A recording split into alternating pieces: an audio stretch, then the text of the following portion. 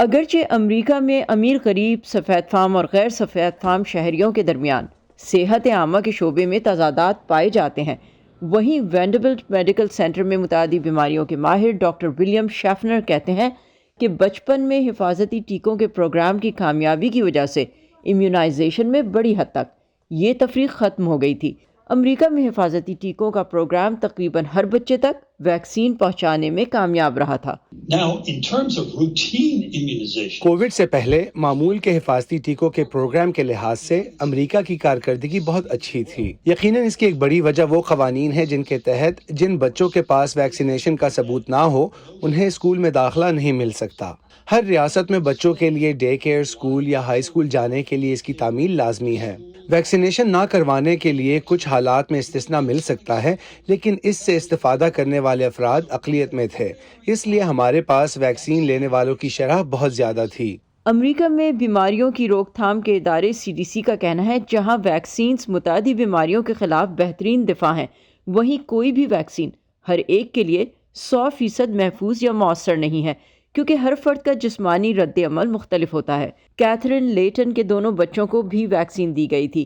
وہ کہتی ہیں ان کے دونوں ہی بچوں کو ویکسین لینے کے بعد شدید سائیڈ ایفیکٹس لاحق ہوئے۔ میرے بیٹے کو 12 ماہ کی عمر میں MMR ویکسین لگائی گئی، جس کے بعد اس کی دوڑنے کی صلاحیت ختم ہو گئی۔ وہ مسلسل گرتا پڑتا رہتا تھا، وہ انتہائی بے ڈول سا ہو گیا اور بولنے کی صلاحیت کھو بیٹھا۔ اس کے بعد 18 ماہ کی عمر میں اسے آٹزم تشخیص ہوا۔ اسی زمانے میں میرا چھوٹا بیٹا پیدا ہوا۔ بچوں کے امراض کے ماہر نے مجھے بتایا کہ یہ مرض جینیاتی ہے اور شاید میں نے اس کی علامات پر دھیان نہیں دیا۔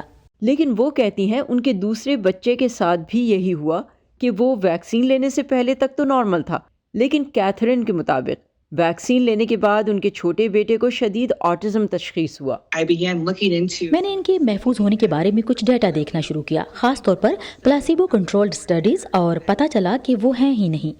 اور اس کے بعد میں ان سوالوں کے جواب تلاش کرنے میں انتہائی سرگرم ہو گئی جن کے جواب میرے پاس نہیں تھے۔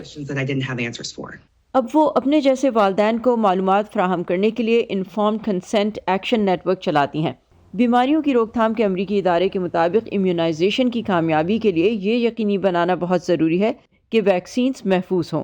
یہی وجہ ہے کہ امریکی خوراک اور ادویات کے ادارے FDA کے ماہرین کسی بھی ویکسین کی منظوری سے پہلے اس کے مؤثر اور محفوظ ہونے کو مکمل طور پر جانچتے ہیں۔ اس کے باوجود امریکہ میں ویکسین سے استثناء مانگنے والے والدین کی تعداد میں تیزی سے اضافہ ہوا ہے۔ کبھی مذہبی، کبھی سماجی طور پر مربوط گروپ، ایسے لوگ جو فطری اصولوں کے مطابق رہنا چاہتے ہیں اور اس لیے وہ اپنے بچوں کے لیے ویکسینیشن کے ریاستی قوانین سے استثناء طلب کرتے ہیں، اور اس طرح ایسی کمیونٹیز ملتی ہیں جن میں ویکسینیشن کی شرح کم ہے۔ پھر یہ بیماریاں اور وائرس بیرون ملک سے بھی ان کمیونٹیز میں آ سکتے ہیں، اور پھر ایسی بیماریاں پھیلنے لگتی ہیں جن کے بارے میں ہم ماضی میں سمجھتے تھے کہ ان پر قابو پایا جا چکا ہے۔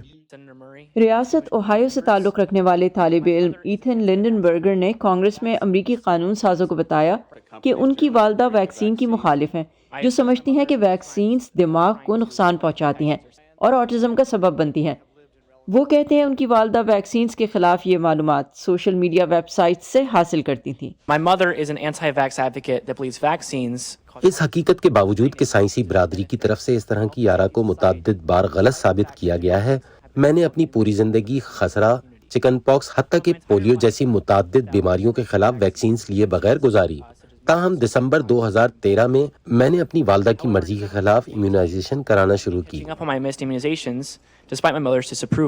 ڈاکٹر شیفنر کہتے ہیں کہ ویکسین انسانوں کا ایجاد کردہ بیماریوں سے بچاؤ کا سب سے کامیاب ذریعہ ہے، اور اصل کامیابی ویکسین کو لینا ہے، اور اس کے لیے ہمیں خود کو یہ یاد دلاتے رکھنا چاہیے کہ ان بیماریوں کو اپنے بچوں سے دور رکھنے کے لیے ہمیں حفاظتی ٹیکے لگوانے کی ضرورت ہے۔